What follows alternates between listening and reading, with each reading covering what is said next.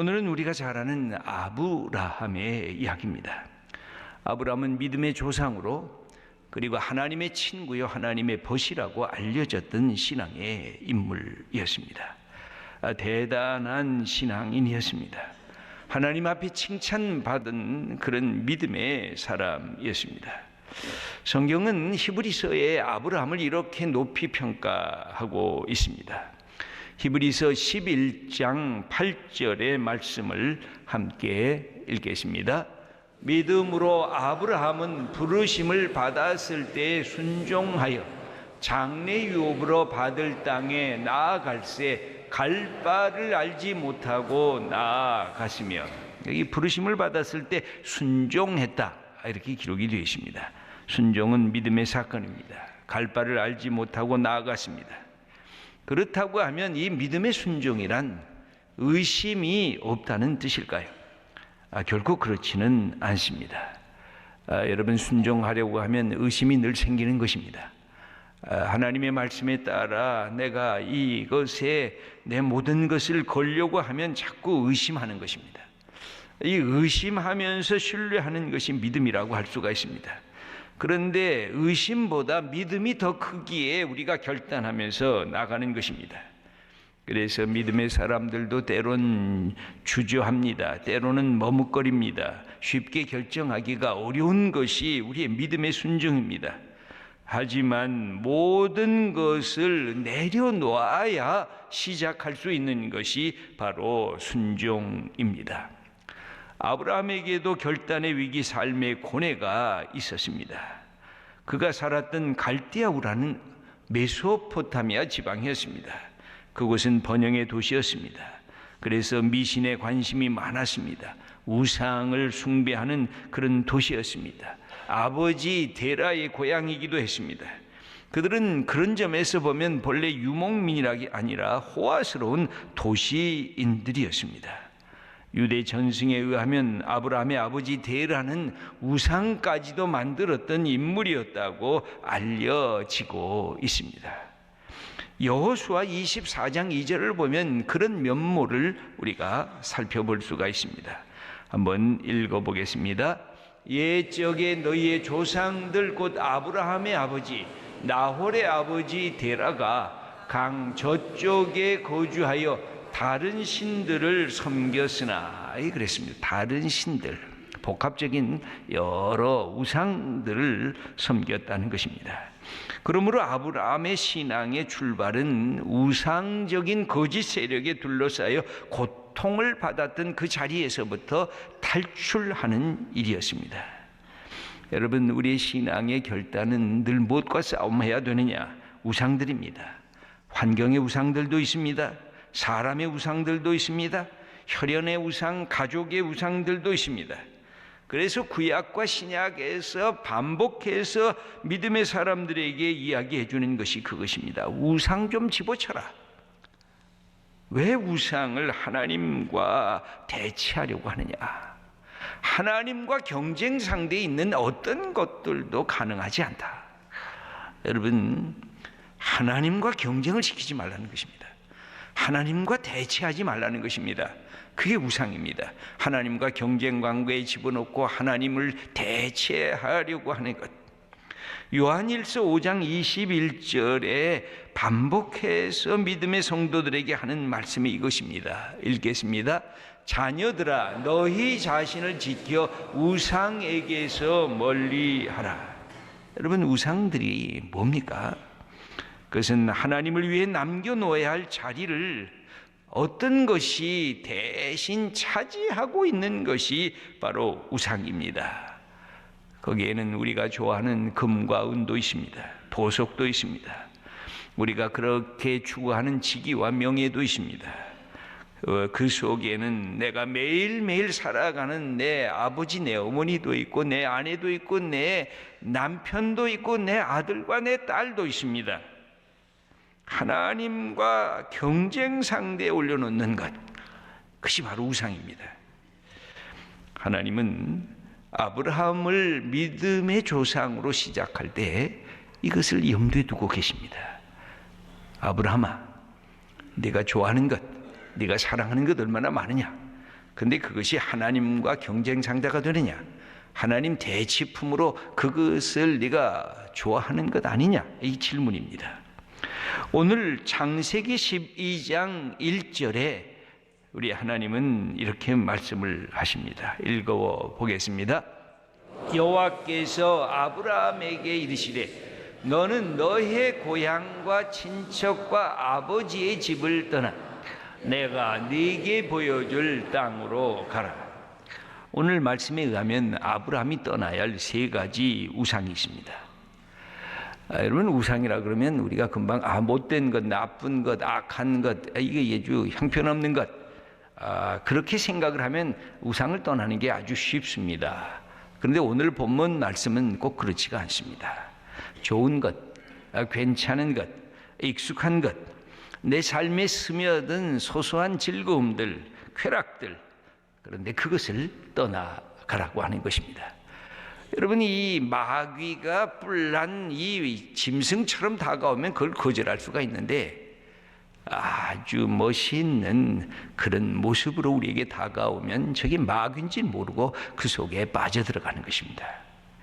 여기에 보면 하나님은 제일 먼저 떠나야 할 것을 너의 고향을 떠나라, 그렇게 말씀을 하십니다. 아브라함의 생애를 보면 아브라함은 고향을 2번 떠납니다. 첫째는 갈대아 우르고 두 번째는 하란이었습니다. 원래 갈대아 우르는 아주 당대에 번영하던 도시였습니다. 아브라함은 여기에서 갖고 있었던 모든 안락한 생활을 버리고 떠나간 것으로 보여집니다. 사실은 누구에게도 쉽지가 않은 것입니다. 못 사는 곳, 내 고향이 형편없는 곳이면 그래도 떠나기가 쉽지만 뭔가 있고 뭔가 누릴 수 있고 뭔가 붙잡을 수 있고 뭔가 소유할 수 있는 곳을 떠나는 것은 어느 누구에게도 어려운 것입니다. 그런데 이 삶의 터전을 떠났습니다. 이 순종이 자기가 갖고 있는 환경의 평안함보다, 자기가 갖고 있는 친구들의 친숙함보다, 가족들의 끈끈한 혈육의 정보다 하나님의 말씀이 자기에게 더 크게 다가왔을 때 그것을 떠나갈 수가 있었습니다. 이것은 다른 말로 표현하면 삶의 근거를 바꿔보라는 것입니다. 네가 갖고 있는 지금까지의 삶의 방식을 탈출해 보라는 것입니다. 네가 지상에 보이는 것에 연연하면서 살았으면, 아니 하나님의 주신 약속을 바라보면서 네 인생의 패턴을 좀 바꿔보라, 패러다임 시프트를 가져보라, 그렇게 부탁하시는 것입니다. 여러분, 나를 자신을 둘러쌌던 장소를 바꾸는 것. 여러분, 우리는 늘 똑같은 장소에 가지 않습니까? 습관을 바꾸는 것. 삶의 내 자리를 과감히 떠날 수 있는 것은 누구에게나 놀라운 일입니다. 그동안 내가 의지했던 곳이고 내가 사랑했던 것들을 끊어버릴 수가 없기 때문에 그렇습니다. 어떻게 버리고 떠날 수가 있겠습니까? 이것은 무슨 뜻입니까? 네가 갖고 있는 삶이 너를 지배하고 있다는 것입니다. 네가 갖고 있는 환경이 너를 예속시키고 있다는 것입니다. 너는 그 속에만 있으면 그냥 편안하다고 느끼지만 사실은 서서히 개구리를 아주 뜨거운 물이 아니라 미직직한 물에서 점점 데펴놓는, 그래서 죽이는 것처럼 그 속에서 너는 죽어가고 있다고 그렇게 말씀하고 있는 것입니다. 그것들을 네가 떠나보낼 수 있는가? 그래서 하나님의 약속을 바라볼 수 있는가? 하나님의 은혜에 만족할 수 있는가? 주님의 능력을 네가 새롭게 경험하기를 원하는가? 그러면 네가 갖고 있는 지금 삶의 자리에 놓여져 있는 그 환경으로부터 떠날 준비를 언제든지 갖추고 있는가? 하나님은 아브라함에게 그렇게 묻고 있는 것입니다. 두 번째 떠나라고 하는 것이 있습니다. 네 친척을 떠나라. 이것은 다른 말로 표현하면 친구들을 떠나라는 것입니다. 내 배경이 되고 내 자랑이 되고 내 울타리가 되었던 그런 그 자리, 바로 고향 친구들, 친척들, 나와 함께 자라났던 그런 인생의 동지들, 내가 마치 익숙하게 입고 있었던 옷과 같이 너무나 소중한 존재들, 그것을 떠나라는 것입니다. 여러분, 그게 쉽지가 않지 않습니까? 예전에 예수 믿기 전에 술 친구들, 가지면 어느 곳에나 막 가서 마음대로 했던 그런 친구들, 그것을 떠나기가 사실은 우리 인생에 쉽지가 않았습니다. 아브라함도 마찬가지였습니다. 분명히 갈대아 우르라는 것을 떠나서 하나님이 지시할 땅을 향해 나갔습니다. 그런데 성경을 자세히 읽어보면 갈대아 우르를 떠났는데 하란이라고 하는 곳만 왔습니다. 아브라함과 그 아버지 데라는 갈대아 우르에서 하나님의 말씀을 들었습니다. 그래서 야, 우리 여기 떠나야 되겠다. 여기 하나님이 좋아하시는 곳이 아닌 것 같다. 그래서 하나님의 약속을 바라보고 가나안으로 가겠다고 하는 마음을 품고 그것을 떠났습니다. 그런데 어디로 갔느냐? 하란으로 갔습니다. 이 하란도 만만치가 않은 곳이었습니다. 하란은 가나안과 메소포타미아 중간 지점으로 교통의 여지였고 똑같이 상업이 발달된 물질적인 풍요로운 도시였습니다. 아버지 데라는 야, 여기서 좀 머물자. 여러분에게 지도 하나를 보여드리도록 하겠습니다. 왼쪽에 지중해가 있고요, 오른쪽에 페르시아만이 있지 않습니까? 밑에 홍해도 있습니다. 그럼 갈대아 우르라고 하는 것이 어디냐면 저 페르시아만 쪽에 있는 것입니다. 페르시아만 쪽에서 쭉 유프라데스 강을 따라서 위로 올라가면 저곳이 하란입니다. 여기 밑에 보시면 이 거리가 나와 있는데 저 거리가 약 1000km가 됩니다. 그러니까 갈대아 우르에서 이 하란까지가 약 1000km니까 여러분 시내주에서 부산보다 조금 더 먼 거리입니다. 그 다음에 이제 하란까지 가서 하란에서 이제 팔레스틴인 가나안까지 가게 되는데 저 거리가 약 또 1000km 정도 됩니다. 그러니까 아브라함이 아버지와 함께 하나님의 말씀을 들으면서 떠납니다. 갈대아 우르에서 그곳에서 하나님의 말씀을 듣게 됩니다. 우리가 여기가 아니다 하고 하란까지 올라갑니다. 이게 1000km를 행해서 올라갔습니다. 그랬더니 아버지가 여기 좀 기다리자, 여기서 좀 쉬자. 그러면서 머물렀다가 다시 떠나게 되는데 그게 이런 하나의 모습이 있습니다. 다시 우리 말씀으로 돌아가면 사도행전 7장 4절을 보면 우리가 이렇게 눈여겨볼 만한 구절이 한 구절이 있습니다. 한번 함께 읽어보겠습니다. 아브라함이 갈대아 사람의 땅을 떠나 하란에 거하다가 그의 아버지가 죽음에 하나님이 그를 거기서 너희 지금 사는 이 땅으로 옮기셨느니라. 이게 하나의 사건이 일어나는데 갈대아 우르에서 하란까지는 아버지와 함께 데라와 함께 아브라함이 1000km나 되는 그 거리의 여정을 가면서 하란까지 올라갑니다. 그런데 아직 저 가나안까지는 가지를 못하고 있어요. 근데 어떤 사건을 통해서 이 변화가 일어나느냐?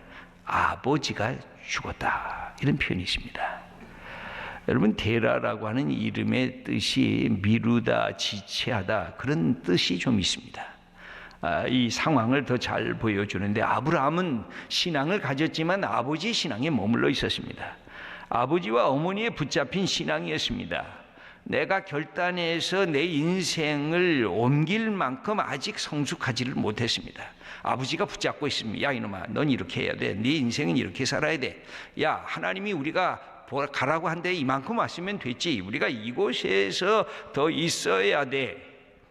그래서 아버지가 우상처럼 그에게 있었습니다. 여러분, 그래서 세 번째에 떠나가야 할 것이 네 아버지의 집을 떠나라, 그렇게 말씀하셨던 것입니다. 여러분, 이런 사건들은 아브라함의 생애에 반복해서 일어났습니다. 가장 가까운 사람이 우상처럼 그에게 다가왔던 것입니다. 그와 함께 했던 조카 롯도 걸림돌이었습니다. 이 조카 롯 때문에 이 아브라함의 마음이 얼마나 아팠는지 모릅니다. 자기만을 챙기는 욕심쟁이가 조카 롯이었습니다. 하나님의 약속을 잘못 이행해서 얻었던 이스마엘도 아브라함에게는 걸림돌이었습니다. 이 아들 이거 어떻게 하지? 하나님이 내게 주신 약속의 아들인 줄 알고 이스마엘을 얻고 좋아했는데 하나님이 그것은 네 아들이 아니라 사라에게서 난 아들이 네 진정한 약속의 아들이다, 이렇게 얘기했을 때 그의 마음은 힘들어했습니다. 마지막에 그렇게 사랑했던 약속의 아들 이삭마저도 하나님을 따라가는데 걸림돌이 됐습니다. 어느 날 하나님께서 아브라함아, 네 아들 이삭을 모리아산에 가서 내게 번제로 바치라. 도대체 이해가 안 되는 아주 무섭고도 무지한 것처럼 여겨지는 그런 하나님의 명령이었습니다. 이 이삭마저도 모리아산에 바친다고 갔을 때 아브라함이 깨달은 것이 있었습니다.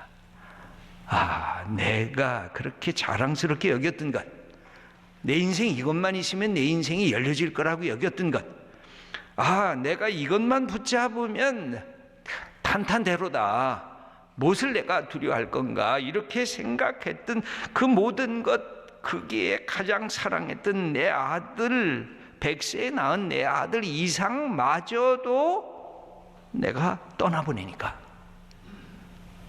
그때 하나님께서 아브라함을 믿음의 사람으로 세우신 것입니다. 평생을 통해서 일어났던 아브라함의 사건은 끊임없이 옛것을 두고 하나님의 약속만을 바라보며 나갔던 믿음이었습니다. 아브라함은 그 순종은 그래서 위대한 것이었습니다. 한 번이 아니라 반복해서 떠났습니다. 내가 한번 하나님께 헌신하겠습니다, 하나님을 신뢰하겠습니다, 하나님을 깊이 믿겠습니다 라고 끝난 것이 아니라 삶이란, 믿음이란 매일매일 일어나는 이 투쟁인 것입니다. 결단이어야 하는 것입니다. 그래서 그동안 했던 것은 억지로 했던 믿음이었습니다. 그동안 했던 것은 하나님이 두려워서 했던 것이었습니다. 그동안 했던 것은 내 기쁨으로 한 것이 아니었습니다. 그런데 하나님 위해 내가 모든 것을 떠나보낼 수 있다, 이렇게 생각하니까 그의 영혼의 기쁨이 왔던 것입니다. 이제는 자발적인 순종을 할 수 있게 된 것입니다. 여러분, 하나님이 주어인가 아브라함이 주어인가? 여러분, 우리의 삶도 그렇지 않습니까? 하나님이 나를 여기까지 인도하셨다, 사실은 내가 한 것입니다. 내가 결단하고 내가 생각하고 내 손과 발이 움직여서 여기까지 온 것입니다. 그런데 하나님이 하신 것입니다. 여기에 그때의 아브라함을 이렇게 표현하고 있습니다. 4절의 말씀을 읽어보겠습니다. 이에 아브라함이 여호와의 말씀을 따라갔고 아브라함이 하란을 떠날 때에 75세였더라.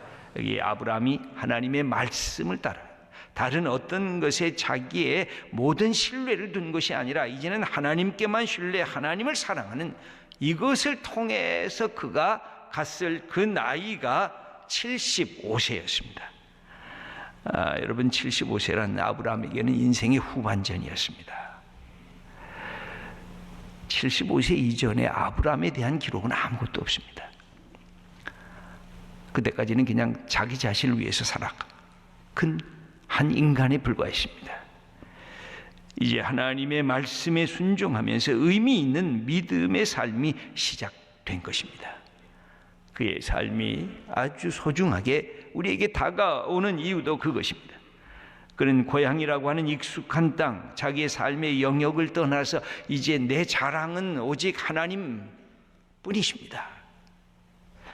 그가 친구들을 떠나는 것, 그동안 내 삶에 도움이 되었던 동료들, 더 이상 거기에 내 모든 것을 두는 것이 아니라 하나님만이 나의 힘과 나의 반석과 나의 구원이시다, 이렇게 선언했던 것입니다. 아버지의 집, 가족을 떠났습니다. 내 어머니, 내 아버지, 내 아내, 내 남편, 내 아들, 내 딸이라고 하는 가장 가까운 혈연 관계, 그것조차도 2차적, 3차적이라는 것입니다. 이런 친밀한 존재로부터 나를 떠나가는 것, 나를 떠나보내는 것, 이유는 한 가지입니다. 하나님이 바로 우리의 사랑하시는 하나님이시기 때문에 그는 하나님 말씀 앞에 순종하게 됩니다. 그 어느 것도, 성경은 우리들에게 말씀합니다. 그 어느 것도 하나님 앞에 걸림돌이 되면, 하나님을 대체하려고 하면, 하나님과 경쟁 관계에 들어서게 하면 다 우상이라는 것입니다. 최고의 우선권, 먼저 생각하고 사랑할 분은 바로 하나님이십니다. 이 사실을 아브라함이 고백하게 되었을 때, 그때 하나님의 그 다음 음성이 들려옵니다. 창세기 12장 2절의 말씀을 읽어보겠습니다. 내가 너로 큰 민족을 이루고 네게 복을 주어 네 이름을 창대하게 하리니 너는 복이 될지라. 복받기 위해서 순종하지 말고 순종하면 내가 하늘과 땅의 이 모든 것을 만든 내가 네게 복을 넘치게 주겠다는 것입니다. 여러분, 우리의 순서가 늘 뒤바뀌어져 있습니다. 예수 믿으면서도 우리는 우상을 숭배할 때가 많습니다. 그것이 내 아내, 내 남편, 내 어머니, 내 아버지, 내 아들, 내 딸, 늘 뒤바뀌어지니까 이게 진행이 안 돼요. 사랑하는 성도 여러분, 복받기 위해 순종하지 말고 사랑으로 주님께 순종하면 너 자신이 복덩이가 될 거다. 너를 하나님의 복으로 삼겠다. 이게 하나님의 약속입니다. 인생의 전반전에서는 나만을 위해서 이기적인 욕망을 충족하며 살았습니다. 사람들이 나를 어떻게 생각할까? 외면적인 성공과 명예를 위해서 달려왔던 것이 우리의 삶이었습니다. 그런데 후반전은 업적이 아니라 하나님이 원하시는 것을 내 인생에서 해보겠다. 하나님의 이름이 높아지면 좋겠다. 하나님이 나 같은 사람을 통해서 하나님이 나를 사용하셨으면 좋겠다. 여러분, 아브라함이 이런 결심을 하게 된 게 75살이었습니다. 여러분, 지금 나이가 어떻게 되십니까? 아직도 남은 우리의 인생들이 있습니다. 업적과 어떻게 세상이 나를 멋비까 번쩍하게 나를 칭찬할까, 거기에 관심 조금 내려놓으셔야 돼요. 나 같은 사람 통해서 하나님이 영광을 받으시옵소서. 이렇게 마음으로부터 결단하며 나아가면 하나님이 우리를 축복하십니다. 내가 너를 세상의 복이 되게 하겠다. 이 놀라운 축복을 받으시는 하나님의 사람들 다 되시기를 축원합니다.